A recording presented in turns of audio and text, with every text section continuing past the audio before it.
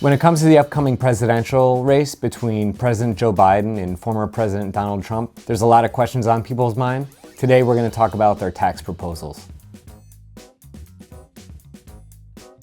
The biggest differences between what Biden is proposing on taxes and what Trump is proposing on taxes: Biden wants taxes pretty much to stay the same if you're under $400,000 and go higher if you're above that or you're a corporation. When it comes to Donald Trump, he wants taxes to stay where they are or potentially even go lower. So actually, a lot really is going to stay the same under the ideas that Biden and Trump are proposing. They really want to continue a lot of the tax rules that already apply right now.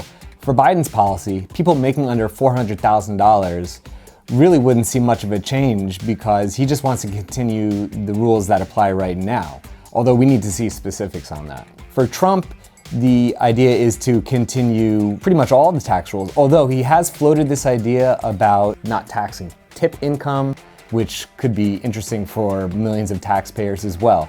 But by and large, things would stay the same for a lot of Americans. The background on this tax debate is the incoming expiration of loads of parts of the tax code, except the corporate income tax rate.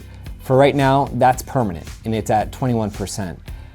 What Biden wants to do, he wants to raise that rate to 28%. Trump, on the other hand, has talked about possibly going down to 20%.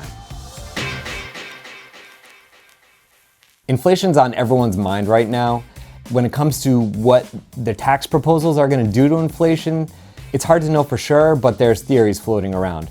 So Trump has called for 10% tariffs on US imports, along with even stiffer tariffs on Chinese imports. And the theory goes is these tougher tariffs are going to ultimately get passed on to the consumer, who's going to pay more, and that's going to be bad for inflation.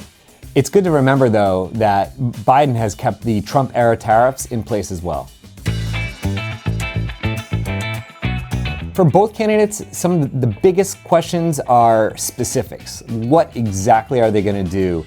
On Biden's side, he has given some details on what he wants to do. Experts say that Trump really hasn't given all that much. Experts also say that a big question for Trump is, how is he going to pay for all this? As it stands right now, America has more than $34 trillion in debt, and it's growing with high interest rates. Do the tax plans of both of these candidates address that problem? If you have any other questions leading up to November, let us know.